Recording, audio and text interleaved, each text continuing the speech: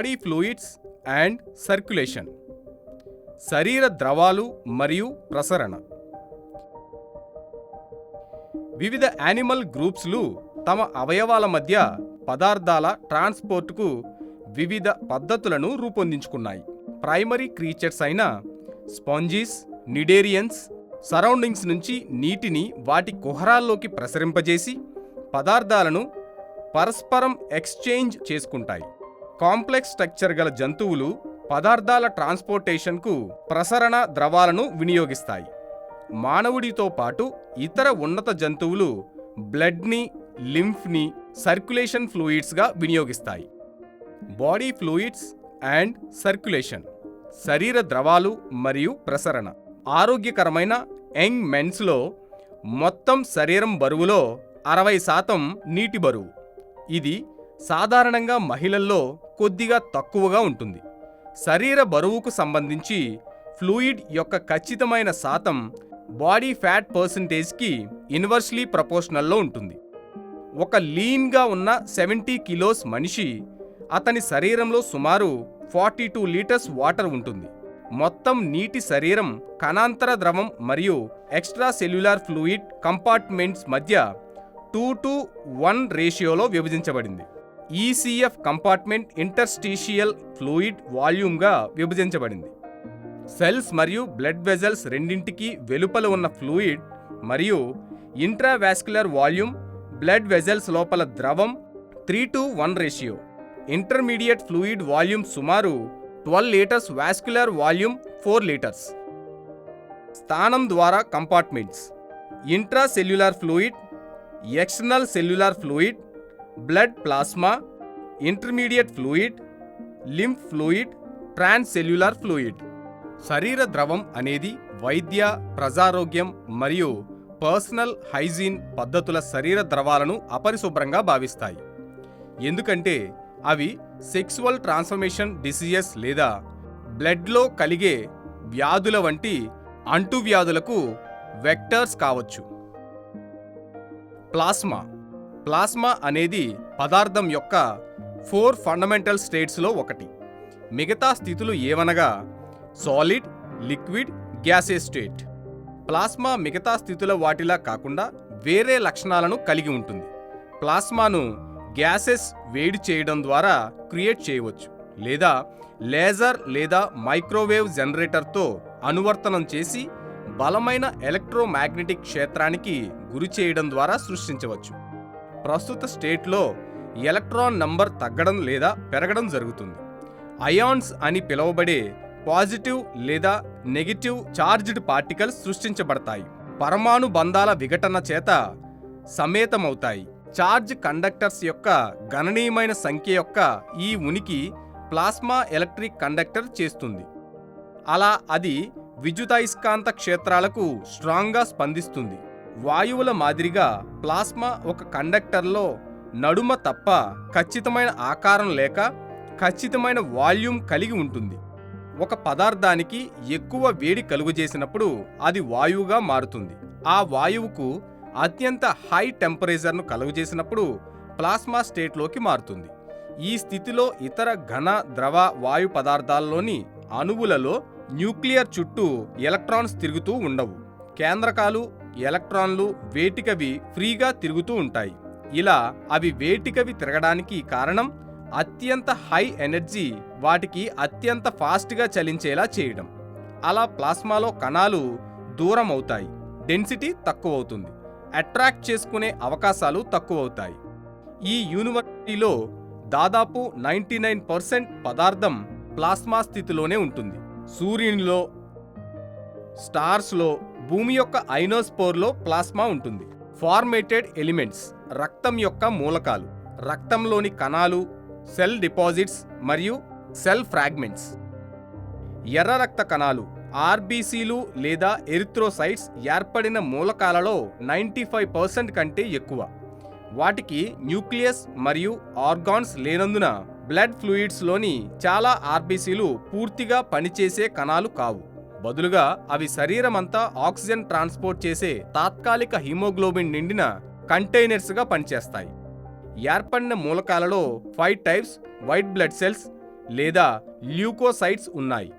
ఇవి ఇమ్యూనిటీ సిస్టంలో భాగం మరియు ఇవి ఫారెన్ ఇన్వాడింగ్ బాడీస్ నుండి శరీరాన్ని రక్షించడంలో సహాయపడుతుంది. WBCలు గుర్తించబడతాయి మరియు వాటి తడిసిన రూపాలను బట్టి వర్గీకరించబడతాయి. వైట్ బ్లడ్ సెల్స్లలో సైటోప్లాసిక్ సెల్స్ను కలిగి ఉంటాయి మరియు వీటిని గ్రాన్యులోసైట్స్ అంటారు. ఇవి neutrophils, eosinophils, basophils, lymphocytes, monocytes. రక్తంలో ప్రతి రక్తం వైట్ బ్లడ్ సెల్స్ శాతాన్ని నిర్ణయించడానికి వైట్ బ్లడ్ అవకలన పరీక్షను ఉపయోగిస్తారు. బ్లడ్ గ్రూప్స్, రక్త వర్గాలు. కార్ల్ ల్యాండ్ స్పీనర్ మానవుడి రక్తంలో AB యాంటీజెన్స్ను మొదట గుర్తించి ABO రక్త గ్రూప్స్ను వెలుగులోకి తెచ్చాడు.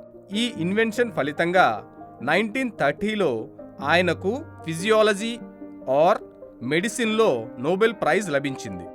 రెడ్ బ్లడ్ సెల్స్ ప్లాస్మా స్కిన్పై యాంటీజెన్ ఉనికిని ఆధారంగా చేసుకుని AB, O దృశ్యరూపాలు గల రక్త వర్గాలు నిర్ణయించబడతాయి. AB ప్రతిజనకాలు గ్లైకోప్రోటీన్ లేదా గ్లైకోలిపిడ్లు. ఇవి ఎర్ర రక్తకణ ప్లాస్మా స్కిన్పై ఉపరితలంపై ఉంటాయి. రక్తకణ ప్లాస్మా త్వచంలో ఉండే ప్రోటీన్ ఆర్ లిపిడ్ అణువుతో కలిసే కార్బోహైడ్రేట్ వరుస క్రమాన్ని బట్టి AB యాంటీజెన్స్ ఏర్పడతాయి. అననుగుణ్య రక్త మార్పిడి జరిగినప్పుడు AB ప్రతిజనకాలు రక్త కణాల గుచ్చీకరణ గావించడం వల్ల వాటిని ఐసోగ్లూటోనోజిన్స్ అని కూడా సంబోధిస్తారు. ఏ బ్లడ్ గ్రూప్ వ్యక్తి రక్త కణాల ఉపరితలంపై ఏ ప్రతిజనకం, ప్లాస్మాలో యాంటీ B అనే ప్రతిదేహం కలిగి ఉంటాడు. AB రక్త వర్గాన్ని కలిగిన వ్యక్తుల ఎర్ర రక్త కణాలపై AB ప్రతిజనకాలు రెండూ ఉంటాయి, కానీ ప్లాస్మాలో ప్రతిదేహాలు ఉండవు. O రక్తవర్గ వ్యక్తుల ఎర్ర రక్త కణాలపై ప్రతిజనకాలు ఉండవు, కానీ ప్లాస్మాలో యాంటీ A, యాంటీ B ప్రతిదేహాలు ఉంటాయి. Blood group A. Antigens on RBCs. A. Antibodies in plasma. Anti A. Donors group A, O. Blood group B. Antigens on RBCs. B. Antibodies in plasma. Anti B. Donors group B, O. Blood group AB. Antigens on RBCs. AB. Antibodies in plasma. NIL. Donors group AB, B, O. Blood group O. Antigens on RBCs. NIL. Antibodies in plasma. Anti A, B. Donors group O. రక్త వర్గాలను గుర్తించడం. Blood typing. ఒక వ్యక్తి ABO రక్త వర్గాన్ని కనుక్కోవడానికి ఆ వ్యక్తి నుంచి బ్లడ్ శాంపిల్స్ను సేకరించి దానికి యాంటీ A లేదా యాంటీ B ప్రతిదేహాలు గల యాంటీ సీరంను కలుపుతారు.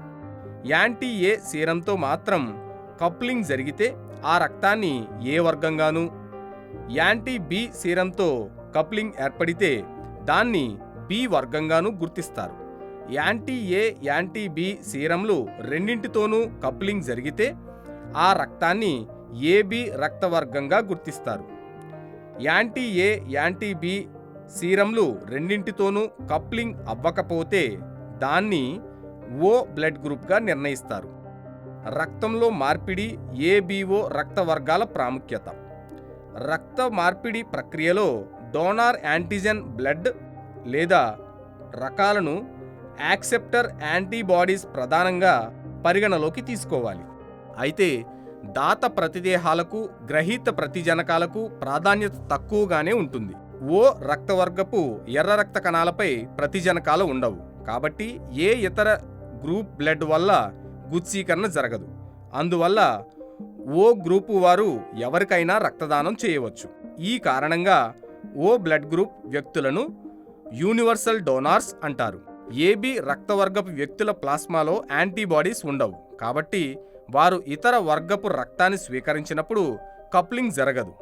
కాబట్టి ఈ రక్తవర్గాన్ని కలిగిన వ్యక్తులను యూనివర్సల్ రిసిప్టెంట్స్ అంటారు. Coagulation of blood. Blood vessels గాయం, రక్తనాళంలో ఎండోథీలియం లైనింగ్ దెబ్బతిన్న తరువాత గడ్డ కట్టడం దాదాపు తక్షణమే ప్రారంభమవుతుంది. సబ్ ఎండోథీలియం ప్రదేశానికి రక్తం బహిర్గతం 2 ప్రాసెస్లను ప్రారంభిస్తుంది. ప్లేట్లెట్స్లో మార్పులు మరియు plasma factor sub endothelium tissue ఫ్యాక్టర్ని బహిర్గతం చేయడం, ఇది చివరికి క్రాస్ లింక్డ్ ఫైబ్రిన్ ఏర్పడడానికి దారితీస్తుంది. ప్లేట్లెట్స్ వెంటనే గాయం జరిగిన ప్రదేశంలో ప్లగ్ను ఏర్పరుస్తాయి. దీనిని ప్రైమరీ హీమోస్టాసిన్ అంటారు. ద్వితీయ హీమోస్టాసిన్ ఏకకాలంలో సంభవిస్తుంది. గడ్డకట్టడం కారకాలు ఫిబ్రిన్ తంతువులను ఏర్పరచటానికి క్వాస్కిడ్లో స్పందిస్తాయి. ఇవి ప్లేట్లెట్ ప్లగ్ను బలోపేతం చేస్తాయి. గడ్డకట్టే రుగ్మతలు, రక్తస్రావం, గాయాలు లేదా థ్రాంబోసిస్కు దారితీసే వ్యాధి స్థితులు. గడ్డకట్టడం జీవశాస్త్రం అంతటా బాగా సంరక్షించబడుతుంది. అన్ని మెమైల్స్లో గడ్డకట్టడం సెల్యులార్ మరియు ప్రోటీన్ రెండింటినీ కలిగి ఉంటుంది. మానవులలోని సిస్టమ్ బాగా వ్యాస్ట్గా పరిశోధించబడింది మరియు బాగా అర్థం చేసుకోబడింది. Platelet activation. ఎండోథీలియం దెబ్బతిన్నప్పుడు సాధారణంగా వేరు చేయబడిన ఇంటర్నల్ కొలాయిజన్ ప్రసరణ ప్లేట్లెట్స్కు గురి అవుతుంది. ఇవి కొలాయిజన్లో నేరుగా కొలాజన్ నిర్దిష్ట గ్లైకోప్రోటీన్ 1A, 2A ఉపరితల గ్రాహకాలతో బంధిస్తాయి. ఈ సంశ్లేషణ వాన్ విల్లే బ్రాండ్ ఫ్యాక్టర్ చేత మరింత బలపడుతుంది. సక్రియం చేయబడిన సమగ్రతలు ప్లేట్లెట్స్ను ఎక్స్ట్రా సెల్యులార్ మాతృకకు గట్టిగా బంధించబడతాయి, మీడియేషన్ చేస్తాయి. ఈ ప్రక్రియ గాయం ఉన్న ప్రదేశాన్ని ప్లేట్లెట్స్ను కట్టుబడి ఉంటుంది. ప్లేట్లెట్ ప్లగ్ ప్రారంభంలో యాక్టివేట్ చేసిన ప్లేట్లెట్స్ ద్వారా థ్రోంబిన్ ఉత్పత్తి అవుతుంది. ఇది మరింత ప్లేట్లెట్ యాక్టివేషన్కు ప్రోత్సహిస్తుంది. గడ్డకట్టే సెల్ ఆధారిత పథకం. గడ్డకట్టే విధానం యొక్క కొత్త నమూనా వివోలో గడ్డకట్టే ప్రక్రియలో సంభవించే సెల్యులార్ మరియు బయోకెమికల్ ఈవెంట్స్ కాంప్లెక్స్ కలయికను వివరిస్తుంది. ప్రోకోయాగ్లేట్ మరియు ప్రతిస్కందక ప్లాస్మా ప్రోటీన్లతో పాటు సాధారణ శారీరక గడ్డకట్టడానికి గడ్డకట్టే కాంప్లెక్స్ ఏర్పాటుకు 2 కణాల ఉనికి అవసరం. గడ్డకట్టడం ఫెబ్రినోలిసిస్ అని పిలువబడే ఒక ప్రక్రియ ద్వారా పునర్వ్యవస్థీకరించబడుతుంది మరియు పునః ప్రారంభపడుతుంది. ఈ ప్రక్రియకు కారణమయ్యే ప్రధాన ఎంజైమ్ వివిధ యాక్టివేటర్స్ మరియు ఇన్హిబిటర్స్ చేత నియంత్రించబడుతుంది. గడ్డకట్టే కారకాలు మరియు సంబంధిత పదార్థాలు.